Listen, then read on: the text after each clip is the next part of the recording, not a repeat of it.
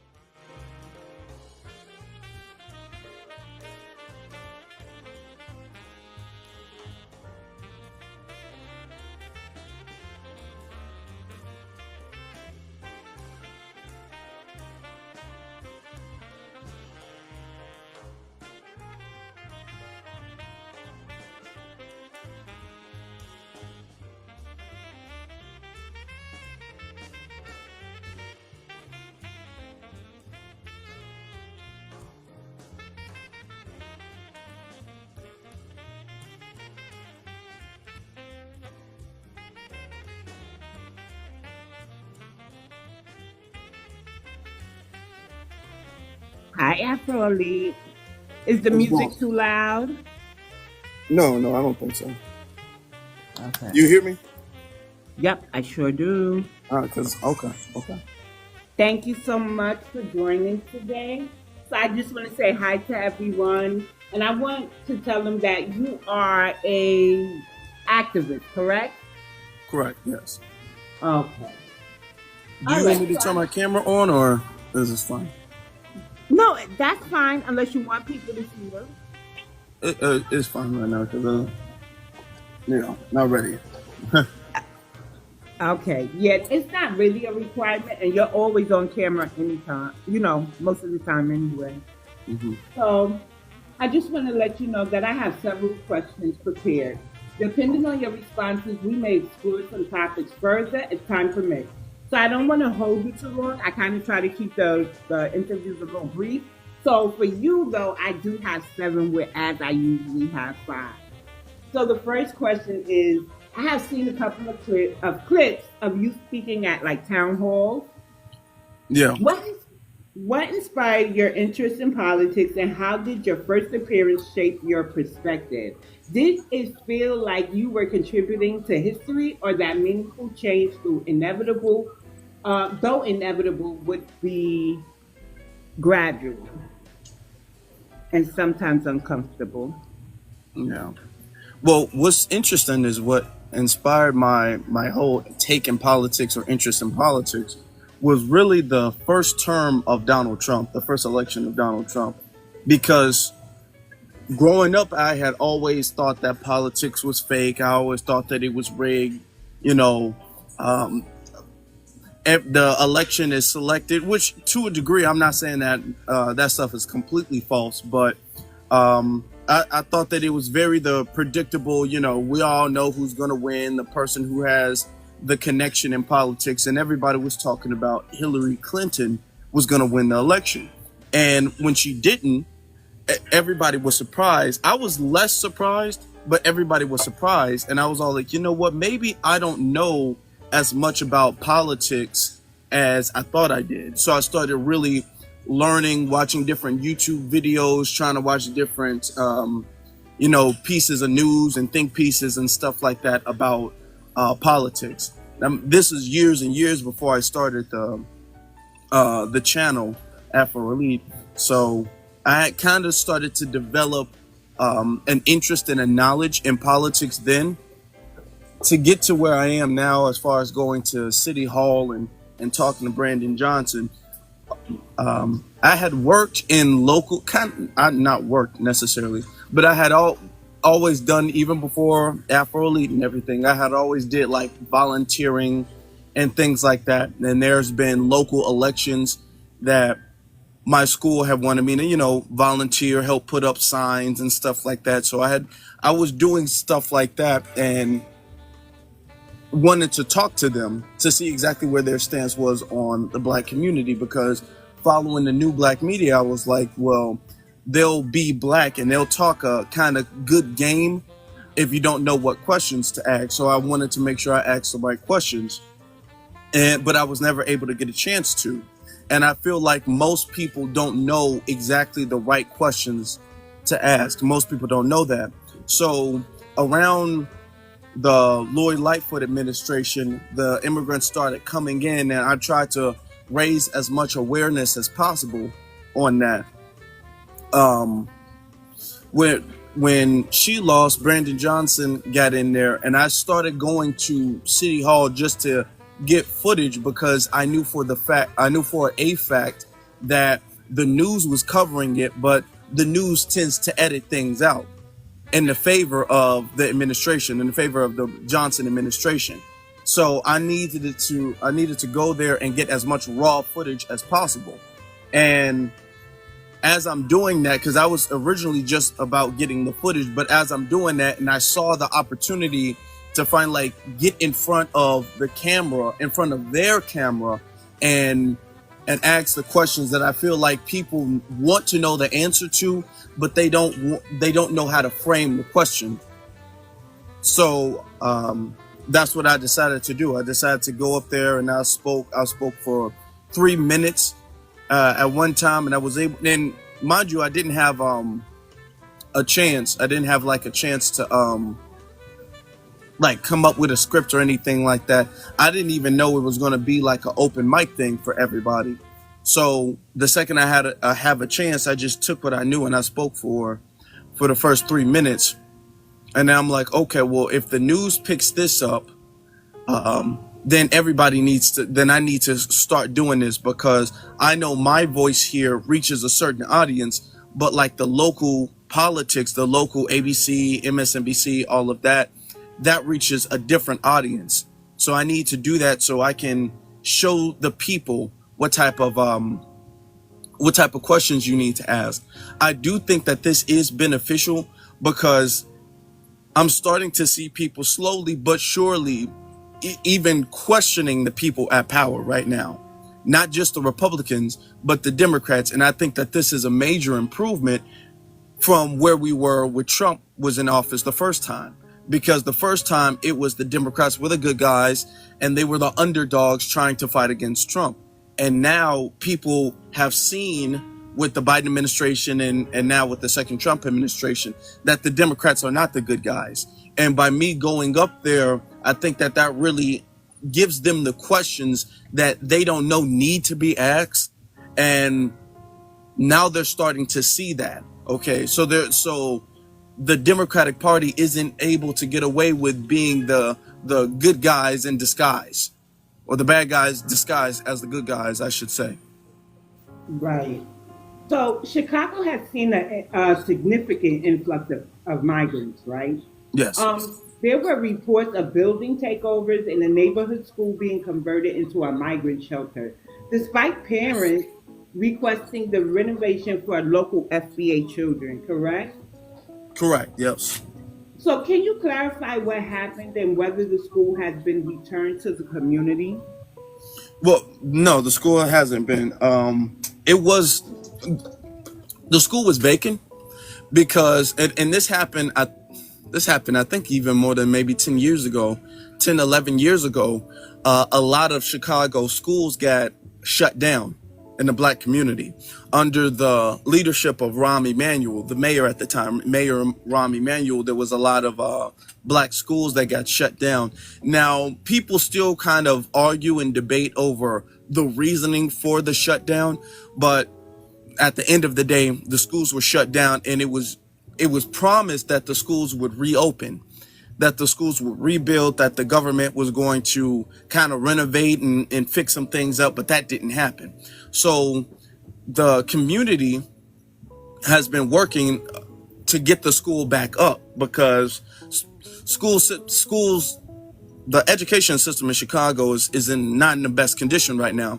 So they have been working to kind of get the school back up, whether that's buying it themselves, whether that's getting the state or the aldermen to invest in the renovations necessary to open the school back up, all of these things. And the government, Lori Lightfoot was pretty much dragging her feet. She was the administrator at the mayor, sorry, at the time, and she was dragging her feet on that. But she did say that she would cooperate with them. So they were waiting for, I guess, state permission or funding. I'm not exactly sure what they were waiting on from her, but she was dragging her feet on that. And then next thing you know, there was renovations being done, like really overnight renovations being done to make the place inhabitable for migrants to come in who are in the country illegally, and they were able to come in and use the school as a shelter. So they were coming in and they were fixing some of the plumbing, they were fixing the electric work and renovating some of the stuff, getting, if there was mold in there, they was cleaning that stuff out. And the neighborhood has saw that, and they were like, hold on, y'all was dragging y'all feet on renovations. Y'all was saying that renovations is difficult and it couldn't be done, and y'all was giving us all of these excuses as to why it couldn't be done before. And now you have a whole bunch of migrants up in here, and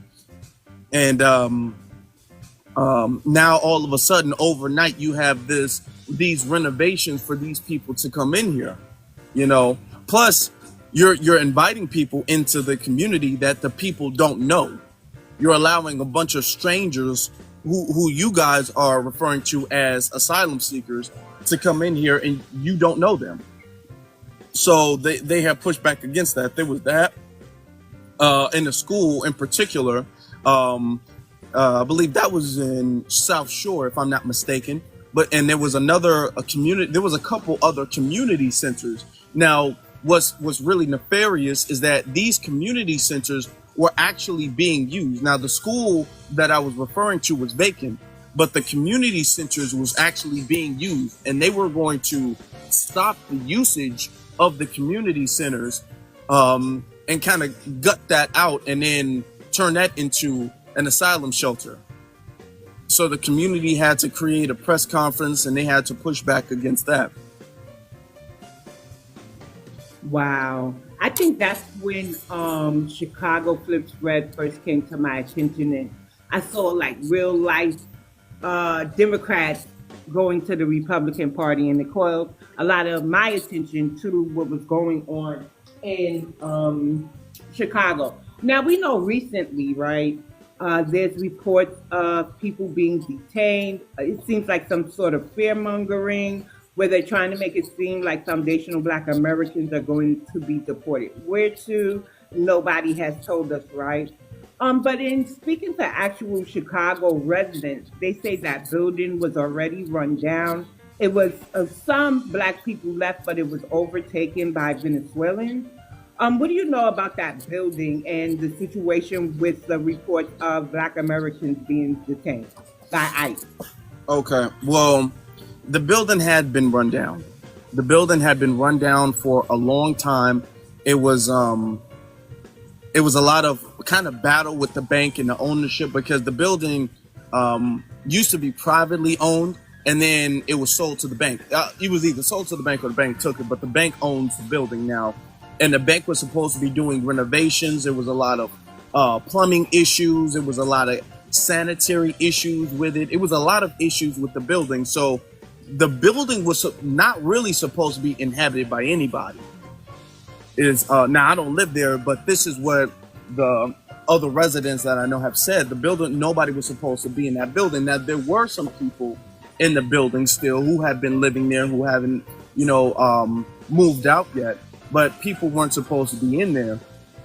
Now, as far as the ICE raid, what had happened is that you have illegal immigrants who were in that building, and they it wasn't like a hostile takeover like the one you see in Colorado, where they went in there with weapons and then just kind of took it over like some pirates or something like that.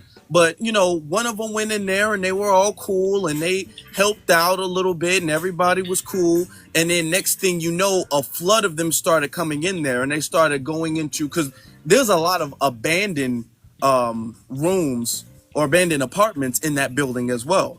A lot of people didn't say that. It was a lot of that. So what they were doing is they started just moving in more and more and more of their people. And then next thing you know, that place also became like a hotbed for a lot of the crime. I know we got to be careful with the words, but a lot of the crime that they were doing in there, they started kind of using that as a headquarters for a lot of the crime. So you have a lot of the dangerous ones. I'm being very careful with my words. You have a lot of the dangerous ones who are in there, and they're using that facility as a hideout and as a headquarters for their crime in there with black residents, older women, a lot of older women, elders, and children in that building as well too.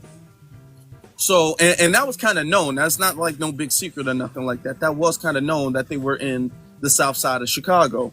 So what had happened was ICE went in there at night to detain, to really arrest them, to arrest anybody who was there illegally. Okay. But they said that if you might be a citizen, might be legal, but if you have a warrant, they don't have to let you go, and they're not going to do that. They're going to turn you in. So they went in there, and because of the structure of the building, you got to think it's a pretty big building. They can't just go in there and just open the door and then look around the room. They have to clear the building, and that can be a safety thing. If you're running in there and there's like a conflict in that building, and then next thing you know, somebody gets hurt or somebody gets taken hostage or whatever the case may be, it can be very dangerous. So the safety protocol is to clear the building. Some of the black residents were detained when they refused to give identification over, or when they were being uncooperative or rowdy. All of them were not detained. That's another lie. That's more misinformation. And they were detained until people were able to identify themselves. Everybody was forced to identify themselves, because at this point in time, people don't understand, or a lot of people miss that just because they're Hispanic. And a lot of times when we think of Hispanic, we think of like the white Hispanics or illegals. We think of the ones who look white. But the thing is that some of them look black. Some of them have Afro textured hair and dark skin or whatever the case may be. So there's some people, if they don't want to speak and you can't hear their accent, if they don't want to cooperate, they can't just go off first glance, well, I can tell you're illegal and I can tell you're not illegal. So they have to do the process of identifying everybody before they let certain people go. So that's what they were doing. They were out there trying to identify everybody. They were saying that they were putting, the kids were crying, and I understand that it's scary for the kids, and I wish it didn't have to be that way. But unfortunately, this is what it takes to get them out of there, because the city government doesn't want to cooperate to any degree whatsoever. The city, state government don't want to cooperate. So unfortunately, they have to go to this drastic measure because they don't have the assistance that they should have. So, and there were some narratives that the DNC and their shills were trying to push, where they were saying that the ICE was going after the black community now, and ICE was detaining black folk, and they were forcing black people out of their homes. And we told you guys were next, and we told you guys, and this is all of our fight. I'm starting to see a lot of that now. There was even an image circulating of a child, a little black child, like a toddler, being zip tied or whatever. And turns out that image was fake. Or at least that image of the child being zip tied wasn't from the South Shore. Okay. So they're using false images to make it, to kind of sensationalize the whole incident. When nobody was hurt, nobody was harmed. No person who wasn't arrested was arrested. Some people were detained for a few hours, and then everybody was let back. Everybody was let go. But you have the DNC who are trying to seize on this opportunity to say, well, they were in front of black people, and some black Americans were detained. So because of that, we're going to run with this narrative that ICE is targeting black people now, and ICE is going after black people, foundational black Americans. So they're trying to run with that narrative, but it's becoming a little unsuccessful because you have a lot of black residents in Chicago who are saying that that's not the case and are pushing back against that narrative. Right. It sounds like everybody's getting a little tired of the fearmongering. We know we actually cannot be deported. So it has been noted that they may be using foundational black Americans as like, we're going to be deported type of thing, type of fearmongering. But they also need to address why ICE went in this, because they pumped them into our communities. Would you agree with that? Yes, yes. And we have been advocating. That's one of the things I was doing. The main thing I was doing at City Hall. You know, I advocated for reparations too, but I understand that certain things have a time and a place. So a lot of my advocacy, especially during 2024, during the election, was to address the migrant issue. And I was sitting up there saying that you guys are allowing them to come into the black community.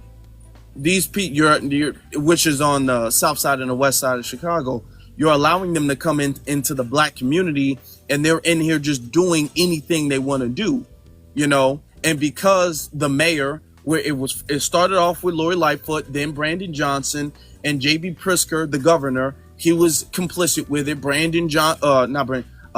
Biden was the president. All of them were allowing this to happen to the tunes of hundreds of thousands. So to be honest, millions across cities in America. So now it's got to this point where this is the drastic measure in order to sanitize the city of the illegals, because Chicago Mayor Brandon Johnson has explicitly expressed on numerous occasions that he's not going to cooperate with ICE in the deportations.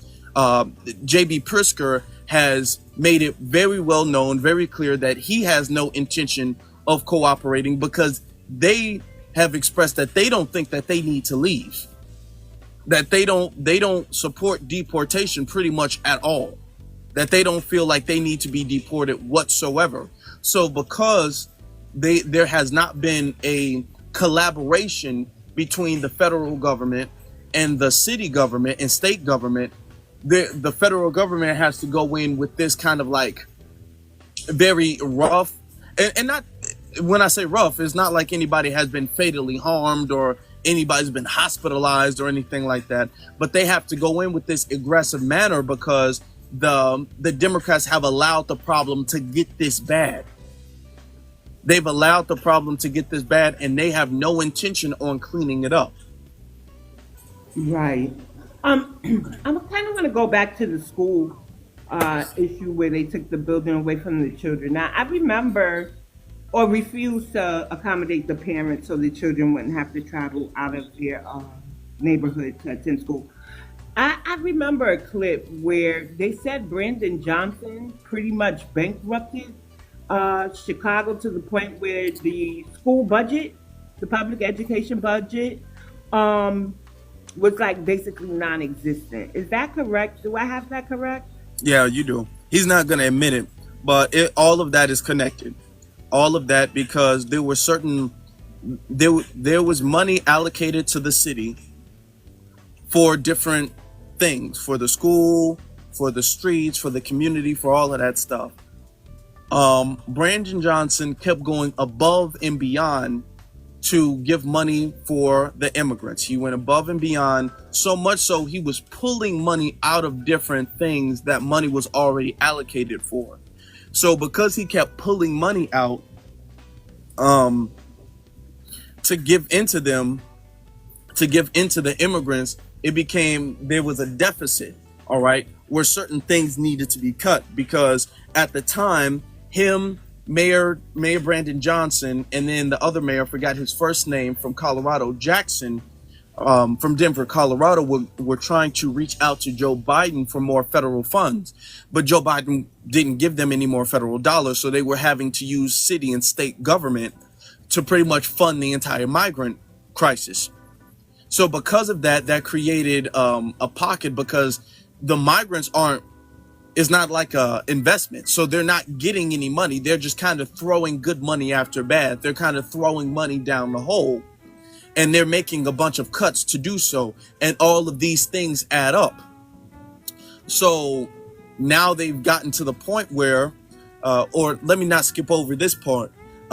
With the 2025 budget, when Brandon Johnson, at the end of 2024, when they were trying to get the 2025 budget together, Brandon Johnson knew he needed to raise the taxes in order to kind of compensate for all of the money that was spent in 2024.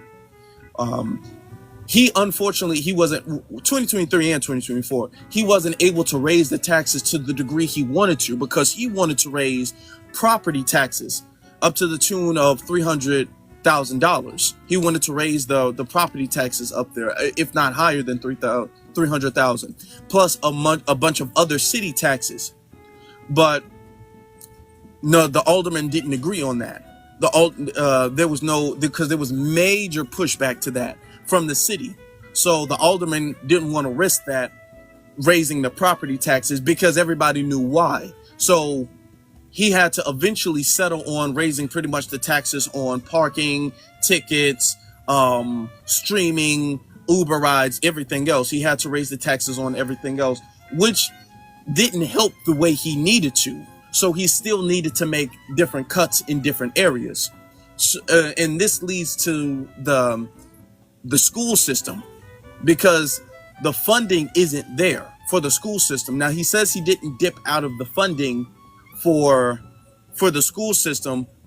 Whether he did or didn't, the point of the matter is that the city doesn't have any backup money to help the schools out. The city doesn't have any money to help anybody out. If you ask me, what makes the most sense is he did have to take cuts. He did have to cut from the school government. The school government has so much money, he had to cut, because he wasn't getting any money from the federal government. So he had to cut from pretty much every other thing he could cut from. Even if it wasn't major, he had to make small cuts anywhere and everywhere he could. So that means certain people weren't getting their raises. And that's one of the things that the teachers were saying a lot too, is that you have to fund the schools, but when it comes to teachers getting their raises, teachers getting their retirement plans, you funding different school programs and all of that stuff, the school wasn't able to do that. Renovation, or the city wasn't able to do that. Renovations to the schools, the city wasn't able to do that. So that's what led to the crisis in the Chicago school system that we have now. And they weren't getting federal funding because they remained a sanctuary city, right? Prioritizing immigrants over the citizens. A lot of that. They remained a sanctuary city because of that. Joe Biden, a lot of that too. Joe Biden was sending a lot of money overseas as well too. So that could be the reason. That's also the reason. But the thing is that Joe Biden pretty much told them they can fix it on them for themselves. That he's not, because he did give the city a lump sum when they first started coming over. He gave different major cities a lump sum. But the thing is that they just kept coming and kept coming and kept coming and kept coming. And they were expecting Biden to pretty much fund it the whole way through. And Biden pretty much said, no, y'all got it. Y'all can figure it out. Do what y'all got to do to figure it out. Now, because he's not going to fund them the whole time. Right. I don't know if I ever said this on your live, but Johnson and Adams, right? The way that they prioritize the immigrants or asylum seekers over homegrown citizens, right? Who've been here all their lives, paid taxes. I say they either have to be an immigrant or have an immigrant partner. Do you know that Adams' mistress of 10 years has written a book, and that's why he allegedly dropped out of the New York City mayoral race. So he's out. Anyway, I'm going to keep it professional. So I want to go back to Johnson, right? Oh, I want to ask you, have you ever been to New York, Afro Elite? Not yet. I haven't been there yet. I can't ask you. I was going to ask you Chicago pizza or New York pizza, because I think The two of us have a little rivalry going on with the Yeah, Easter. Okay. I gotta. First off, I'm not gonna lie that I ain't gonna be biased about it, but I will be fair. I will be Okay. fair. You know, until I try it, I'm not gonna say anything because I know New Yorkers, they stand by their food, they stand by their culture. So Well, I we gotta get try it. attacked a lot, especially foundational Black Americans, right? Because people swear we can't cook. They swear we can't cook soul food, right? But they forget that we have a lot of Southern influence. Like personally, one grandmother was the one. My father's mother migrated up here in the 1940s, but my granny is like first generation New Yorker. So she was born in Harlem Hospital in 1931. So Southerners forget that we were taught by the best, right? How to Hmm. cook. Now, I always say this: New York is facing an erasure. I think that when we speak about Southern migration to the North, we have to say mesh. Because there was already a culture here. Black Americans were in New York since the 1640s documented. So when the South came up, they meshed, and that makes what is New York culture today, right? So we can't. Hmm. If we're fighting erasure on one front, please don't erase the other front. And I guess I'm biased because I have roots in the North, New York, New Jersey, and in the South, like the Carolinas and Alabama. So I just be feeling a hot mess when people start talking. But the South, for some reason, swear we can't cook. One lady told me I don't deserve soul food. I said, "What type of mess is that?" I was raised on Southern food. But yeah.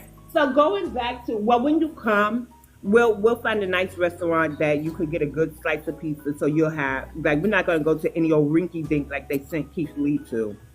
Mm. I'm gonna really do my research. And matter of fact, there's a place on Staten Island. She is foundational Black American, and a lady from Philly told me to check her out.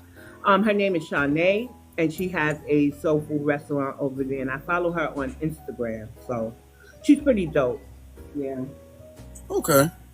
So, in a recent clip, Chicago Mayor Brandon Johnson and the CBC expressed their commitment to fighting legacy admissions and supporting all marginalized groups, meaning they're going to be very inclusive. They won't just stick to Black people or Black Americans, despite some opposition, specifically from Chicago Flip Red. That's the clip I saw. They went to the CPC meeting and they weren't allowed in or they were actually right.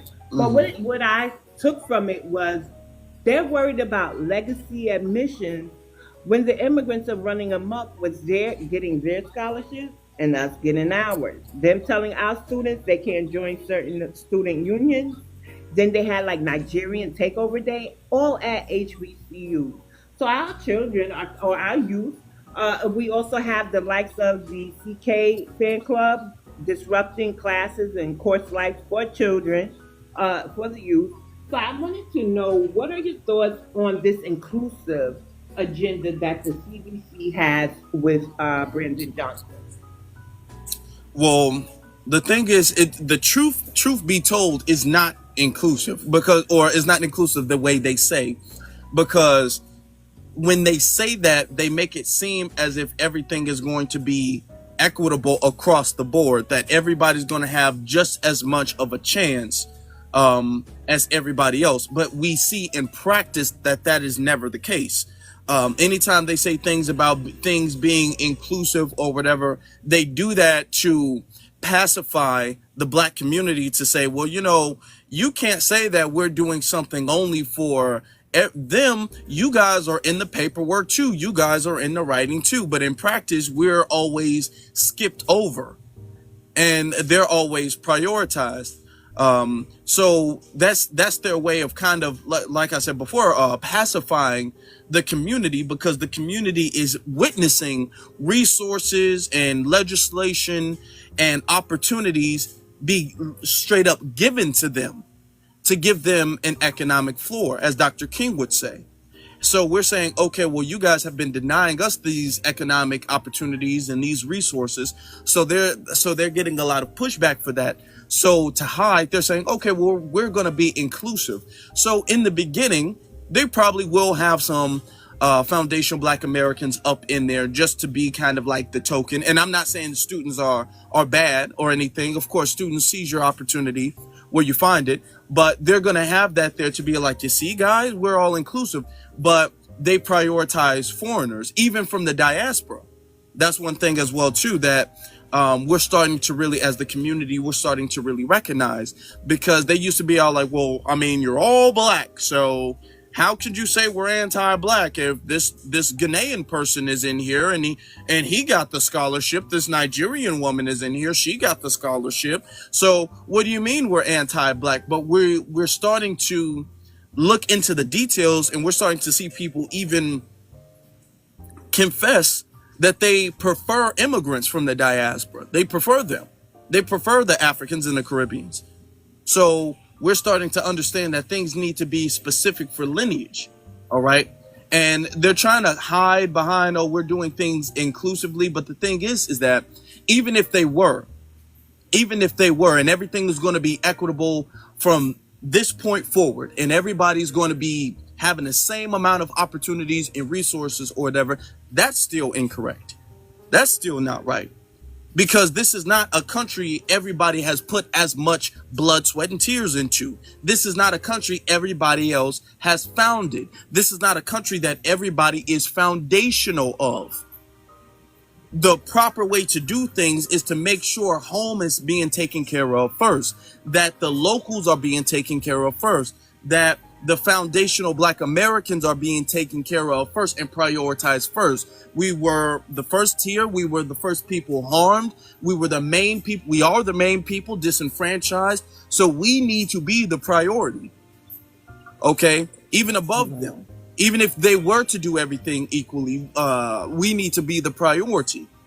And by trying to make us the equivalent to immigrants and saying, well, we're going to give the resources to everybody, that strips us away from the prioritized status that we should have, and say, you're really in the same boat as foreigners and refugees who just got here. Right. And you know what I noticed, and I had, I'm not sure if you have checked out my YouTube channel, but I do have I've seen that. I subscribe. Oh, thank you. So this is a segment that I have up. I found on Twitter that New York has implemented a college preparatory type of program. There's 1,000 applications, but only 100 available slots. But it's for historical Black college preparatory for New York City schools. While in premise, that's a beautiful thing. I did have some concerns because there are 1,000 applications and it's only 100 available slots. It doesn't specify lineage, as you have brought up. And I'm wondering, since we're at the height of our reparations hearing, if this is like performative or just a tester to see how it's received, and it will be offered as one of the tangibles if they approve a reparations package. But that's race-based that they're going off of now, so we're pushing to have that removed. So they're doing a lot of things. Do you know that I got a inflation rebate check? Meaning in 2023, I owed taxes. So I had to pay taxes, right? And yesterday, my son checked the mailbox. We didn't check it on Saturday. And I had a check from Governor Hochul, her office, and it was for $200, and it said inflation. It was for inflation. My son didn't get one, but I did. But I owed more than him. So New York is doing little things like that. And I'm like, dang, they just giving away all this money when they know they have a reparations hearing in order. And I think that before they do all of this, even though it's nice to get, please don't let them think that that's going to take the place of our reparations. I'm just watching everything. There was a park that they revamped and spent a couple of billion on it. It's just the little things they do. It's like America finds money for those things that they care about, and they're just not finding it for us. Everything's a study. Everything is struck down when Edward Bloom comes into play, and it's a little frustrating. So I kind of want to turn my attention and your attention back to Chicago, right? And Okay. so at a recent Chicago reparations hearing, we see some Latino came and they made stereotypical remarks about the black community, such as we were lazy, we had an unwillingness to work, we were asking for handouts, and we should just go get jobs. I believe you were actually there that day. What was the energy of the room? And if you could see them today, what would you say to them? I would say go back. If we're lazy, you need to do what we've done. Lazy, go home and show us how hardworking you are. Don't sit here and be a coward and get resources, feed, tether off of, and siphon our government to fund you. And that's what I'm gonna say because I gotta keep it PG. You know what I'm saying? Gotta keep it PG for the interview. Um, but yes, I Amen. was there. I was there that day. It was a very hostile environment because that day it was some type of well, no. That day, because the city was making a push because Brandon Johnson at the time, he was using the narrative that the first black mayor of Chicago, Harold Washington, in 1985, had signed an executive order to make Chicago a sanctuary city. Okay. And we were saying that, first off, these people, you can't automatically deem them as all being asylum seekers or seeking sanctuary, because technically they have to go through an immigration judge and determine their sanctuary status. Okay. So they're not necessarily asylum seekers. You can't just say that. Now, Chicago does have a thing of saying that despite their immigration status, they can come into Chicago by the executive order of Harold Washington. The thing is that immigration status means that either you're an asylum seeker or your case is pending, it's up for grabs. If you're a student, if you're on a student visa or a work visa or a vacation or whatever that is, these are considered legal statuses that despite your legal immigration status, whether you're temporary or not, Chicago government or pretty much you can't be harassed because of that. You can't be targeted and discriminated because of that. All right. The thing is that a lot of these people don't have an immigration status because they literally snuck into the country, passing the borders or through coyotes or all of these things. So it's not like a lot of these people have stayed past their visas. Some of these people have literally snuck through the country. All right. So we were saying if this is the protection that is needed, and if you're saying, because Brandon Johnson was saying he could not stop the buses who are coming in by the tens on a daily basis. He couldn't stop the buses because of the quote unquote executive order, even though as the mayor, he has the ability to reverse the executive order if he wanted to. But he was saying because of the executive order, I couldn't do that. So we went to City Hall to say, hey, we need to repeal the executive order. Even if it's temporary, we need to repeal the executive order until we get some things cleared up. Because y'all having people sleeping on police station floors and in in hotels, in the airport, all over the place. The shelters are maxed out to capacity. You guys are trying to convert old vacant schools or community centers into shelters. You guys are doing the utmost, and the buses keep on coming, and they keep on coming and keep on coming. Plus, they're committing a lot of burglary and crime, whether that's downtown, outside in the suburbs of Chicago. So we said, hey, we need to reverse the executive order. Okay.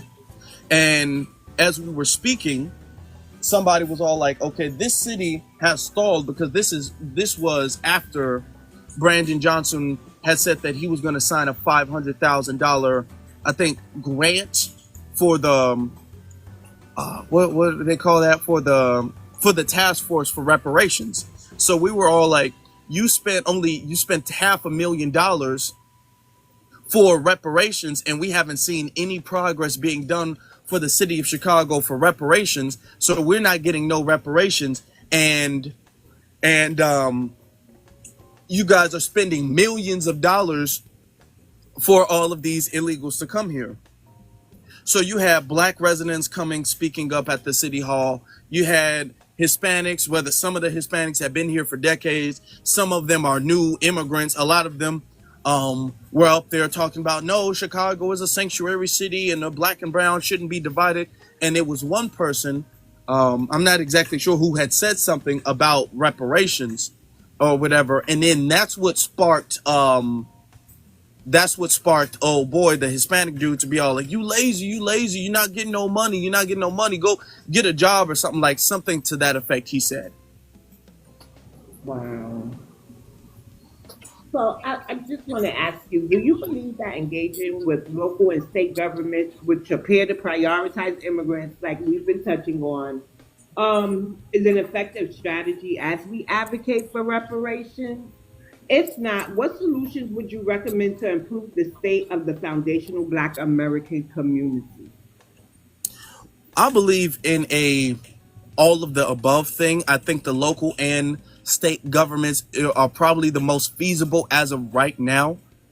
They're probably the easiest to get to. We have more of a voice there, and local and state government kind of affects us. Well, not even kind of, but they do affect us on a regular basis more directly than the federal government does. You know, I'm not saying the federal government doesn't. I don't like when people kind of dismiss the effects of the federal government, but they affect us in a more direct, in a more immediate sense. So we should be advocating for them, especially having the precedent set that the state and the state and city governments will spend money and resources for a bunch of illegals. They will spend that type of money for a bunch of immigrants.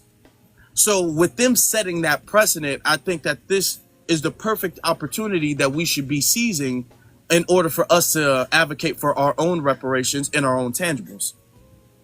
Correct. I agree with you. So I just have two more questions for you. The first of the last two are, you were also an active participant at one of Tyreek Nasheed's reparations rallies.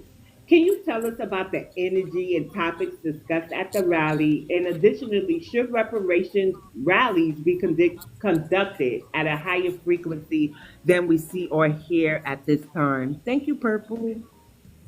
I agree. First off, shout out to Tariq. That was an amazing opportunity. I was at both of them. The first time I came there and I volunteered, the list of the speakers were already filled up. He had a lot of great speakers on both of them. The second time I was asked to speak, and I definitely took that opportunity to go do so. The energy, it was such a... The first time it was very it was kind of like a nervous thing because this is the first real big event where people met anybody. I had not met anybody from Twitter. I had not met anybody online. I had not met anybody before that. That was in 2022. So nobody has seen anybody. Some of these people have not shown themselves in person at the time. So some people didn't even know what other people look like. Let me see. So that was yeah, that was that. That was my first time meeting Tariq. That was my first time meeting a lot of different people. So there was a warm feeling, but people were kind of nervous, but people were really excited and happy to see each other. Like people were like really looking forward to. People had plans afterwards. So people were a little nervous and a little shy at first, until the event was kind of over and people started to talk about it more, and people stayed there for hours until literally we had to leave, you know, until like, hey, the permit, we only have it for this long, so we got to kind of get up out of here. We got to clean up. But people were really, really warm and more open afterwards, especially the people who hadn't seen anybody. Like Tariq has done these things, so of course Tariq wasn't nervous. You know, there had been other people who have done events and things, so of course they wasn't nervous. Dr. Kaba wasn't nervous, and you know, some of the people who have met other people, Lola and all, they weren't nervous. Ola wasn't nervous, but a lot of the audience was. Even myself, I was a little like, oh man, I'm finally meeting some people, and I was excited for people to kind of like recognize me from YouTube too, because I was I think I had Uh, yeah, I had a little over 5,000 subscribers at the time, so I wasn't really big like that. So I was like, okay, I wonder if people gonna notice me. And when people did it, I was excited to see that too, you know, to see people noticing me. That was a big difference between that one and the one before, the one afterwards in 2024. Everybody kind of knew people because we had the expo in between time, so everybody knew everybody. Everybody was excited to see everybody. Everybody already knew who they were gonna link up with when they saw people. It was extremely hot that day, though. Too, it was very, very hot that day. So some of the people weren't able to, like the elders, weren't able to really stay that long. The weather, I will say, was better the first time, but we were going through like a national heat wave the second time. But we didn't want to, postpone it because that was around Juneteenth, and that was supposed to be a big thing as well too. So it was really good. The energy was really there. I prefer the second one. Now, I know I was a speaker at the second one, so of course I'm a little biased to that one. But I prefer that because the speaking list was smaller, so it gave the speakers more time to really like express themselves, and it allowed other people to have like a longer speaking segment, right? Also, too, you had a performance. We didn't have that last time. Big Daddy Kane was there at the second one. So Big Daddy Kane, he performed. Reza Islam, he wasn't there the first time. He had something he had to take care of, but he was there the second time. So a lot of people were excited to see him as well, too. And it was around the Juneteenth holiday. So a lot of people wanted to do something for Juneteenth as well, too. And this was their opportunity to really do something big. So it was like a family reunion vibe, to be honest. The first one, it was kind of like it was a family reunion, but it started off more like a meet and greet.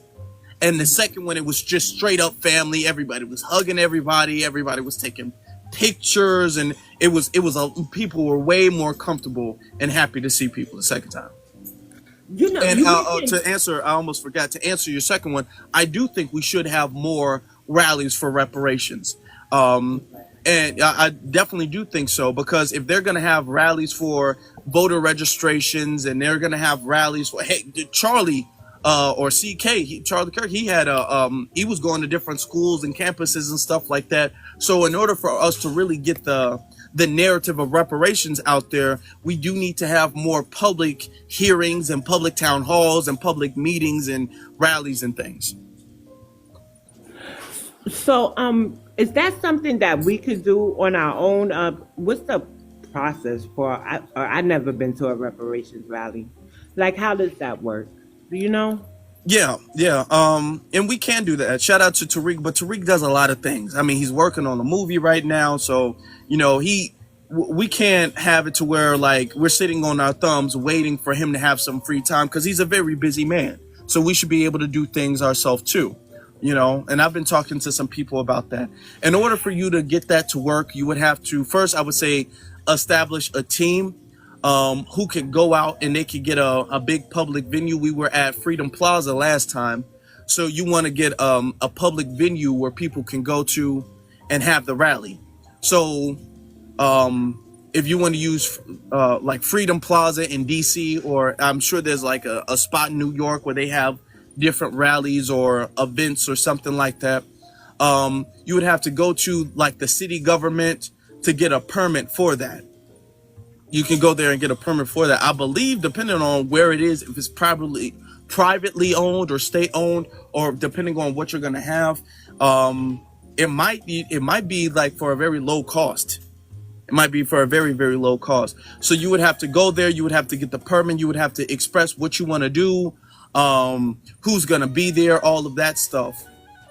So if I was to set it up, I would first get a panel of, I would first get the location locked down anyway, because you don't want to ask a panel of people to fly out anywhere if you don't have a date set up. So I would get unless you have like some people who are close to you who are going to do it anytime, I would have that set up. And then I would find the location that I would want to do, and then I would get that set down. You would also need to go to different vineyards, like, I forgot the word for it, but you would have to go and purchase certain things for the event. So, for instance, the first time and the second time we had a stage platform, it was a trailer that turned into a stage where people could walk up the stage and people can speak and talk or whatever the case is. And they have technology, they have microphones and stuff. So the microphones would go out through the speaker so the audience in the back, they can hear everything. So you would need that. Now, also there was a media crew as well too. You can contact them, and they will be there. Some of them, if they're like, you know, local, they would want to be there for free just to get the footage of that anyway. I wouldn't say that that's super necessary, especially if you're doing it for the first time, because you might want to give that opportunity to a lot of independent media sources, you know, and allow other people to kind of get their foot in the door of media and broadcasting. So you can reach out after everything is set up and the dates are finalized or whatever. It will take some funding. So you could have a crowdfunding. You could have a Gifts and Go to kind of, or what's that thing? GoFundMe, Gifts and Go, Kickstarter. Is that still a thing? Yeah, I think it is. I think those things are a thing. I was just about to say Cash App. I'm like, no, it's not Cash App. Okay. But so you can do some of that to raise the money, because of course you would have to, you know, even if you're not paying for the speakers to come out there and you know, as far as their hotels and their flights, you still have to pay for the stands. You still have to, you know, pay, because you also want to have porta potties and stuff like that with you too. So you'd have to pay. You can rent those out, you know. But you don't have to tell me every step, because I just was thinking about it. Okay. What I'm kind of focusing on is work groups, Zoom calls, and a travel club. When I say a travel club, I mean throughout the states, right?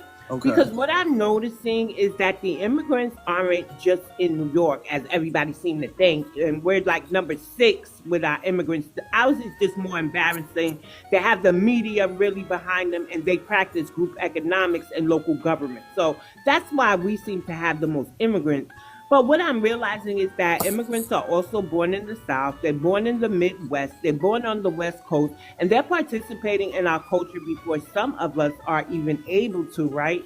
And so when I say travel club, I mean we charter some buses or something, carpool, and like go to a trail ride.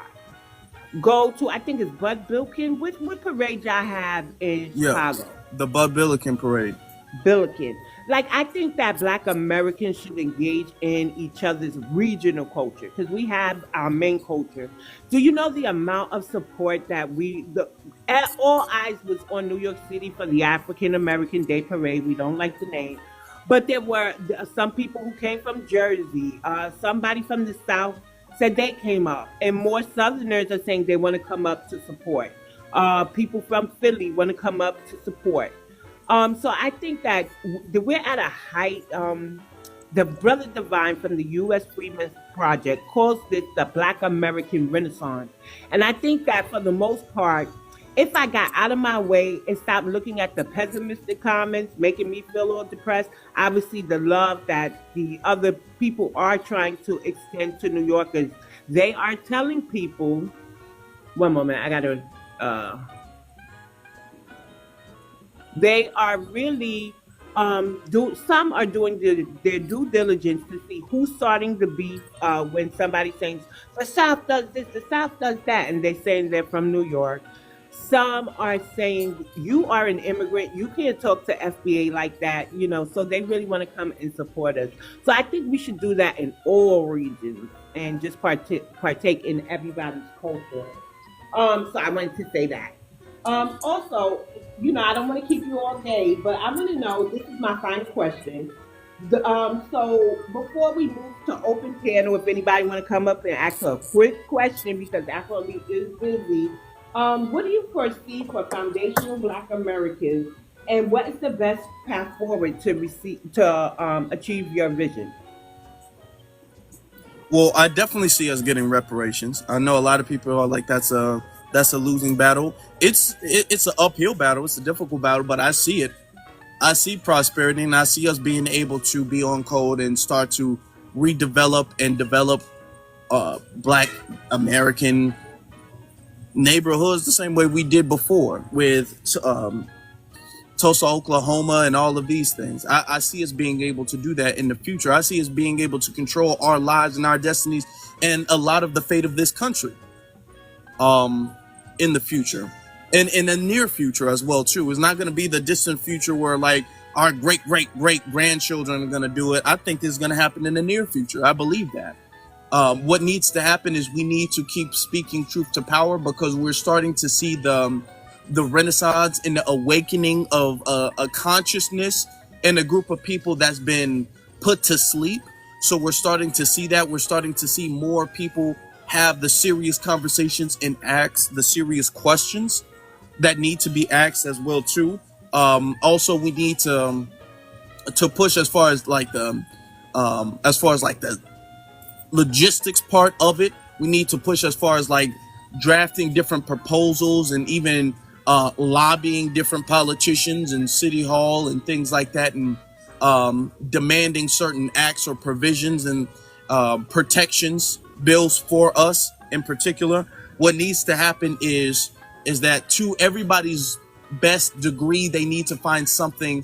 I would say we can be focused nationally, but a lot of times being focused kind of locally, you might be a little bit more effective with that. I think the average person would be a little bit more effective, not totally, because you can be effective nationally, but the average person would be a little bit more effective, or their effect would be more immediate if they started focusing on their state or their city, because it's more easier for you to go there and to go to City Hall advocating for reparations, you and a group of people. I see that being done at the reparations task forces in New York and in California and in City Hall in Chicago. So it's a lot easier for us to do that, for us to go there and do that. And that needs to keep on happening, because that raises the social consciousness and the political consciousness of the locals in that city and in that state.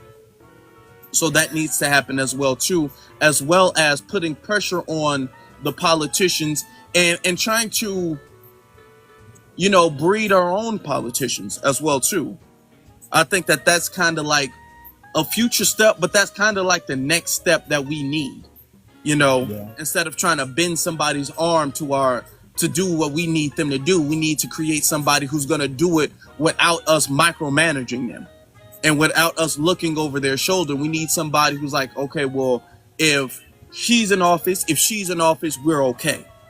We don't need somebody to be all like every single bill. We got to make sure we read in the fine print, because they're not trustworthy. So we got to get to that step.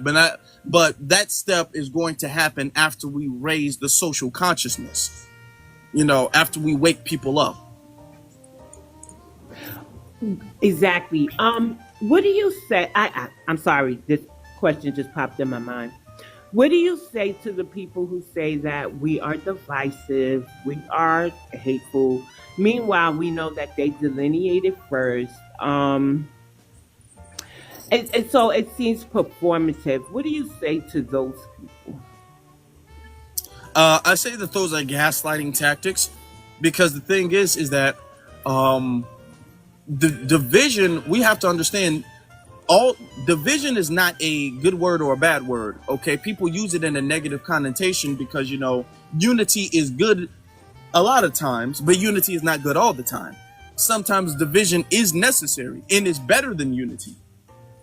Right now, if there's a certain aspect of the society that needs certain remedies to fix ills and to fix harm, then yes, you do have to divide it, because to unify when it comes to certain remedies, that's gonna mess certain things up.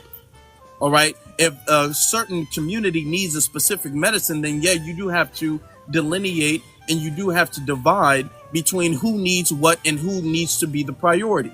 All right.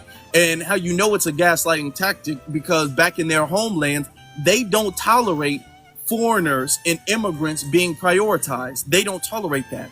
In Africa right now, they have a whole bunch of protests about immigration and They don't want immigrants coming in there. They don't want refugees coming in there.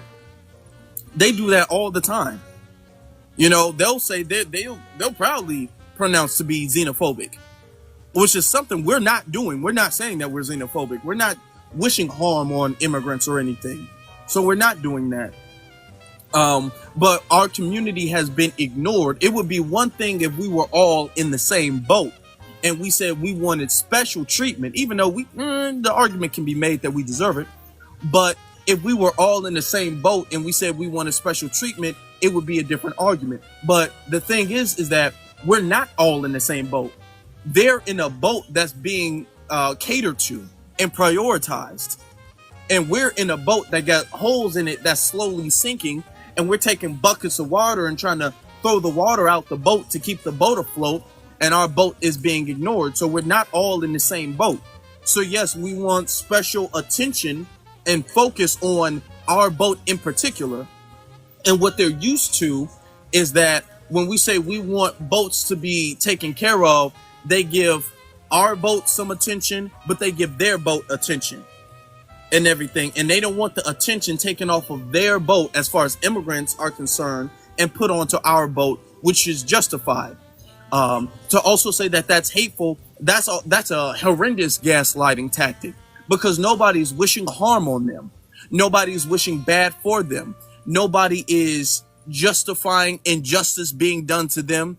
If they get harmed by the police, we're not out there being all like, well, I mean, if you were just doing what you were supposed to be doing, he wouldn't have pulled you over. Well, if you weren't running away, we're not doing that. We're not trying to be an apologist for their harm. We are sympathetic to it, but we're just not anymore allowing that to become an excuse for their behavior. It's not less of, it's less of we don't care about you guys, but it's more of we understand that you guys have been using your plight, as real as that is, as an excuse for bad behavior, okay, for inappropriate behavior and for tethering. And we cannot use, okay, you guys were colonized or you guys' government is corrupt, so we allow you guys to tether and siphon our community. We can't allow that to happen. That's not being hateful. Being hateful is wishing bad on somebody else or actively doing harm to another group of people or trying to be a defender or an apologist when harm is being done to them. We're not doing that. So we're not hateful to any degree. As a matter of a fact, when you compare apples to apples, they do that more often than we do.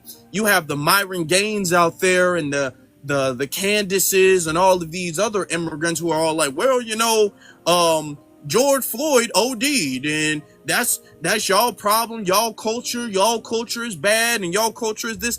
They're the ones who are sitting up there trying to vilify our culture. Correct. Very correct.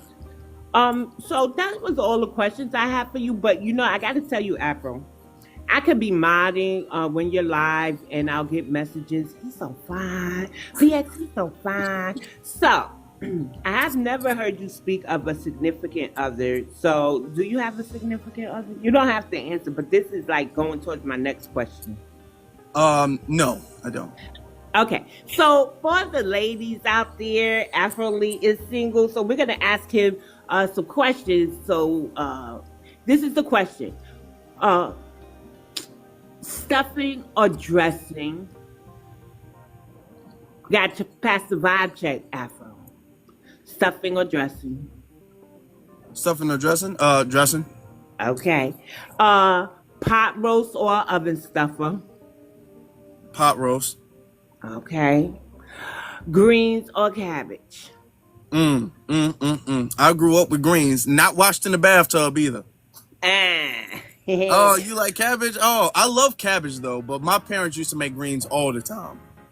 They used to make, we grew up with greens. Okay. Hot water cornbread or homemade biscuits? I love me some homemade biscuits. I really, really do. I do, but that cornbread is just iconic to me. I'm sorry. Okay. Pecan pie or sweet potato pie? Wait, pecan pie, sweet potato pie, or pumpkin pie? Pumpkin pie is last on the list. I'm sorry. And I've had some good pumpkin pie. I have. I don't dismiss pumpkin pie. I don't think it's nasty like some people say, but it's definitely last on the list as far as the pies are concerned. I really do love me some pecan pie. I swear I do. It can go that way, but I just think sweet potato pie is just like iconic. It puts me in that like family, like holiday spirit type. It just does. Okay, we need a drink. We need a drink. Soda, pop, or Kool-Aid with sugar up into the rim when the ancestors say stop. I haven't had Kool-Aid in a long time, but growing up, my parents didn't let me drink pop. Okay. So, it was just Kool-Aid. So you have some grape Kool-Aid? Yeah, yeah, because that's just gonna bring me back to my childhood. You passed my vibe check. Yeah. And I hope the ladies were taking notes. Okay. All right, Afro. So what time are you going live so I could be ready? Let me see. I can, because I got to get some stuff taken care of today. I got like a busy thing today. I don't know if I'm gonna have too much time today, depending on when I get back to the house. Okay. So it might be a quick one because there's some subject. I know me and you've been talking on the back channel. There's a subject that I want to discuss, but I don't know if I'm gonna have a lot of time today. If not, definitely tomorrow. I have to go out. My son he successfully passed one of his courses. Congratulations! And so they're having a ceremony. So I'll be, traveling. But we'll be home in the evening. Like if you want to go live, like 8, 9, anywhere around then, I'll be home. Okay, all right. Yeah, and I appreciate you for interviewing with me. Does anybody have a question for Afro Elite? So how'd I do? Did you like my interviewing style, Afro Elite? I think you did good. You asked some really good questions. We got some pretty good information out there. You saved the kind of social stuff to later, so that was really good. But those are really good, and it's very relevant today too. Right. I appreciate you, and I just want to say thank you. I'm a foundational Black American woman, and I just want to say thank you to you, my foundational Black American brother, for standing on lineage business and getting in the spaces that we can't or we don't know how to. So I appreciate you, Afro. Of course, anytime. All right. So hit me on the back chat about when you want to go live, and I'll be there. Okay. Okay. Peace, everybody. Peace, love, and reparations to my foundational Black Americans. I love us for real. Peace. All right, peace.